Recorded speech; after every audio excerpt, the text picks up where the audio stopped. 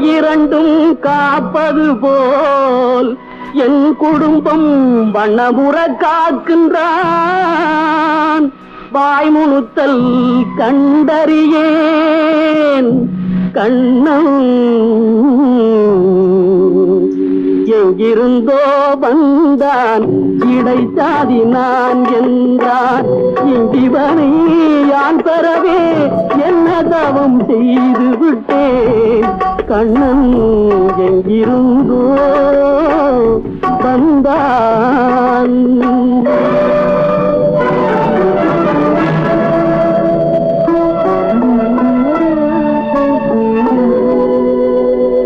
பற்று மிகுந்து வர பார்க்கின்றேன்.